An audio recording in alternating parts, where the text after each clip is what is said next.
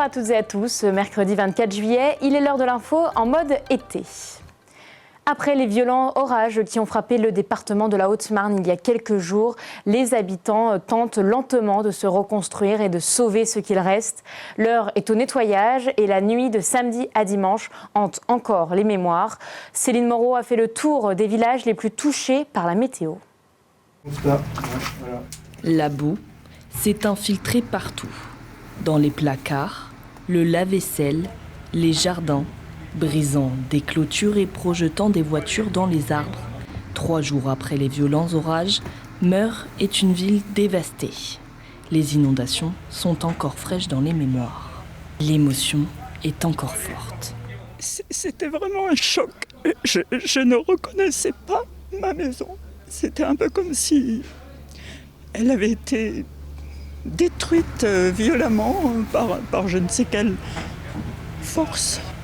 Cette sinistrée peut compter sur l'aide de son filleul et de ses voisins pour jeter tout ce qui n'est pas récupérable. On voit bien jusqu'où c'est monté. Cet épisode a été reconnu catastrophe naturelle.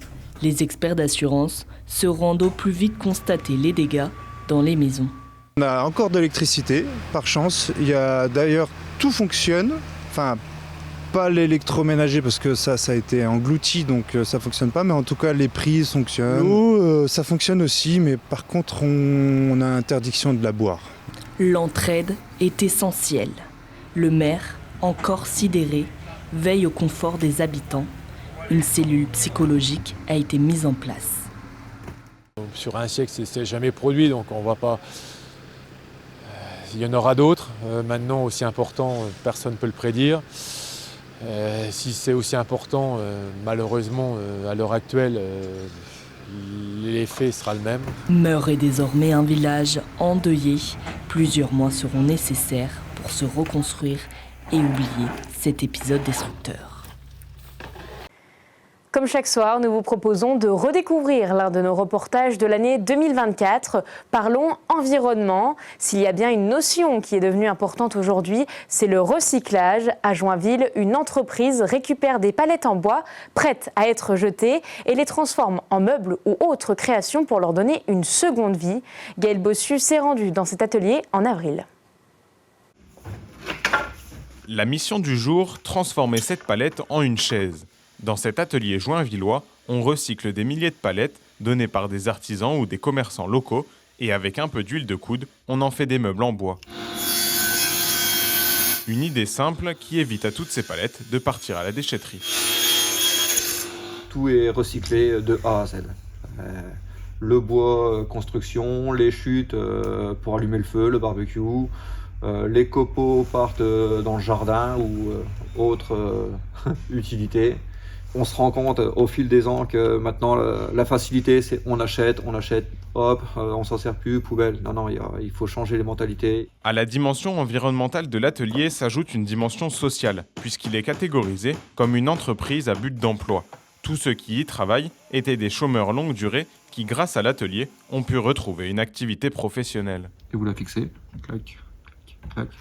Ils commencent avec aucune connaissance et ils sont contents quand ils réalisent un objet eux-mêmes à 100%. Eux, ça va leur faire une expérience et peut-être que par la suite, ils vont vouloir profiter de l'expérience ici pour aller s'améliorer, partir dans une entreprise classique. Les créations de cet atelier peuvent être extrêmement variées en fonction de la demande du client. Là, on a une commande de 3 éléments, un abri de jardin, un pot de fleurs, et là, une table pour incorporer une plancha. Tout est dans l'imagination. Ça va de la simple déco jusqu'à des meubles utiles du quotidien. C'est divers et varié, quoi. Et voilà, c'est fini. Tout simplement. Tous les objets et meubles qui sont créés ici sont ensuite mis en vitrine dans la recyclerie appartenant à la même entreprise que l'atelier. Tout l'ensemble, c'est à la demande des clients. Il n'y a aucune idée qui est émergée de nous-mêmes. On a préféré laisser les clients nous demander ce qu'ils avaient besoin et si c'était réalisable ou pas. Ça va du compost, du composteur, des nichoirs, des bacs, des jardinières, des bancs, transat, table basse. C'est vraiment tout l'ensemble de ce qu'on est capable de livrer, quoi. Sous forme de transat ou de composteur, ces anciennes palettes peuvent maintenant avoir une deuxième vie, sûrement plus plaisante qu'à la déchetterie. Le concours international de photos animalières et de nature du festival Photomontier a enfin son palmarès 2024. Cette année, 16 568 photos ont été envoyées, examinées, retenues ou non retenues par le jury. Au total, 2065 photographes, amateurs et professionnels de 73 pays différents ont pris part à ce concours. Bonsoir Thomas Ackermann. Bonsoir. Vous êtes le chargé de programmation du festival et du concours aussi, et vous avez suivi de près les délibérations du jury. Alors, est-ce que c'était difficile ? Alors comme tous les jurys, je pense que voilà, il y a toujours un peu débat autour des images. Après, ils ont vu beaucoup d'images forcément sur 2 jours et demi, et ça leur a permis de faire leur choix. Mais ouais, ils ont été assez. Il y a eu des discussions en tout cas. Voilà. Alors vous le dites des discussions parce que j'imagine que chaque jury ne cherche pas la même chose.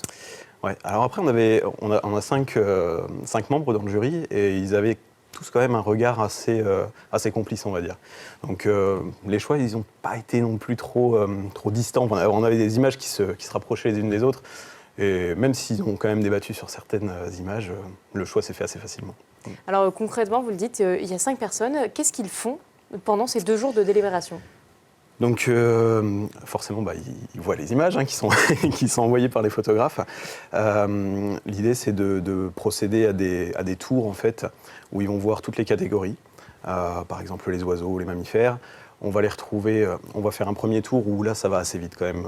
Les images, c'est oui, non, ça plaît ou pas, mais il n'y a pas trop de débat.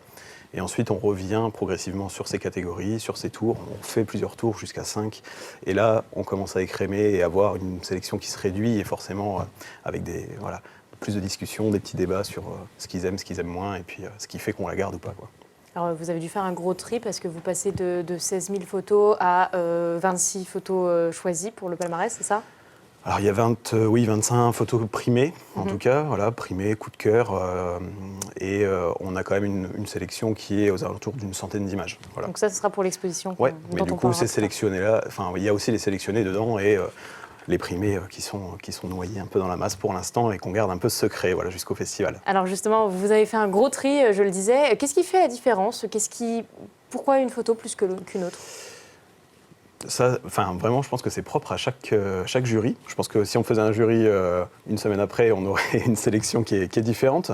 Là, après, l'idée aussi, c'est de regrouper des membres qui ont soit un point de vue un peu commun, mais ils ont tous un peu des univers différents, finalement, dans leur travail photographique. Ce qui permet quand même d'avoir des regards qui partent plus sur des ambiances, d'autres qui vont chercher plus le côté scientifique, naturaliste. Donc ça permet d'agencer un petit peu toutes ces choses-là, et puis de sortir un palmarès un peu diversifié, on va dire. Un palmarès diversifié. Il faut savoir qu'il y a des règles assez strictes dans votre concours. Concrètement, un photographe a droit à quoi ? À la retouche ? Alors on évite justement tout ce travail de retouche. Le but, c'est d'être le plus naturel possible, d'avoir un rendu, ce que le photographe a pu voir dans la nature. En tout cas, c'est quand même ce qui est recherché, parce que avoir un travail... On a alerté un peu justement sur... on a l'IA qui arrive beaucoup sur la toile. Donc nous, on ne cherche pas ça, évidemment. On n'a pas du tout cette recherche.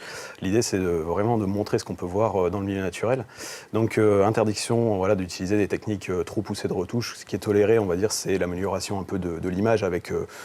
on travaille un petit peu le contraste, la luminosité, des choses comme ça, mais pas de gros recadrage, pas de filtre, pas de choses qui dénaturent l'image, en tout cas. Il y en a qui d'ailleurs... sont éliminés par le jury, parce qu'on demande aussi les originaux en arrière-plan. Et sur la sélection finale, quand on arrive sur la fin, le jury a le droit de voir les originaux. Et pour le coup, il y a certaines images qui sont sorties de la sélection parce que trop de retouches, le fichier original n'était plus du tout identique à ce qu'il y avait en format JPEG sur l'écran, quoi. Justement, vous avez devancé ma question. Concrètement, le jury est très tranchant, ou il a libre cours aussi à son point de vue artistique ? Il y a un peu plus de souplesse, on va dire, sur les jeunes, parce qu'il y a aussi la catégorie moins de 16 ans. Donc d'ailleurs, le jury a salué les prouesses des jeunes photographes. Beaucoup de belles choses aussi cette année. Alors ils sont moins représentés que les adultes, évidemment, mais voilà, ils proposent de très belles images.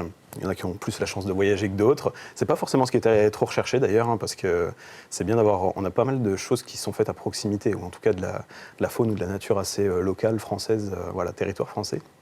Petit rappel sur la programmation de l'année. Mais en tout cas, on a diversifié un peu toutes ces choses-là. Pour conclure, ces photos, elles vont être exposées en novembre, le 21 novembre, c'est ça? Oui, du 21 au 24 novembre. Donc, le lieu définitif n'est pas encore précisé. Généralement, c'est autour de l'abbatiale de Montier-en-Der, où on peut retrouver l'expo et quelques autres concours aussi internationaux. Voilà. Mais écoutez, je pense que les gens seront ravis de les voir. On les découvre à l'écran. Ces magnifiques photos qui seront donc exposées à Montier-en-Der du 21 au 24, c'est ça? Oui, novembre, c'est ça. Eh bien, écoutez, merci beaucoup Thomas d'avoir été avec nous. Merci. C'est la fin de votre édition. On se quitte sur ces images de la traction du général de Gaulle, véritable objet d'histoire qui raconte le XXe siècle. Elle est exposée au mémorial Charles de Gaulle à Colombey-les-Deux-Églises. Les images que vous découvrez font partie de notre épisode de Territoire, notre émission Patrimoine et Culture. Vous pouvez le retrouver sur notre site puissancetélévision.fr. Tout de suite, la météo et la météo des plages sur Puissance Télévision. L'information continue comme d'habitude. Bonne soirée.